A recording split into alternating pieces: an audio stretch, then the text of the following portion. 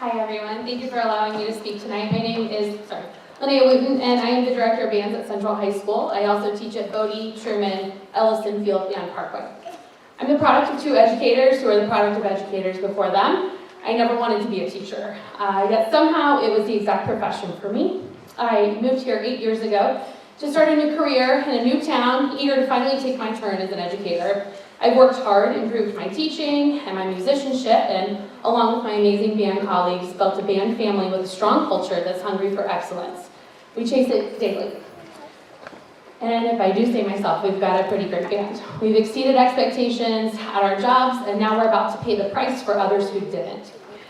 Imagine my surprise when I see the number of affected staff at Central to be 0, when the reality is an entire school community stands to be ripped in half. To think that 0 of our staff will be affected is a smack to the face to every educator who has ever been encouraged to build relationships with their students, to foster a sense of community and belonging in their programs and in their classrooms. But the reality is, there are far more things to take into consideration of which buildings to close and which to maintain than just the number of students and staff affected. But those details and concerns are going unanswered.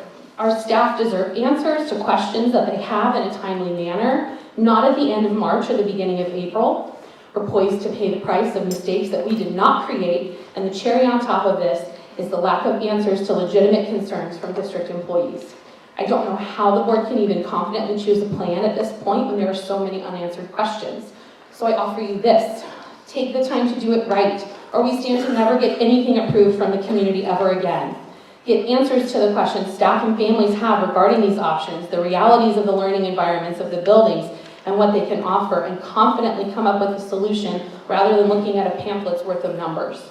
In an appropriate amount of time, our staff deserve to have answers in an appropriate amount of time, so I suggest taking the next year to create that plan, inform staff by November of next year, and implement the plan in 27-28. That gives staff time to decide if they want to weather the storm or look elsewhere with an appropriate amount of time.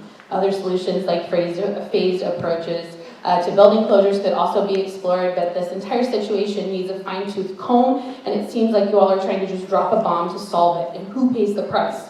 The students and staff.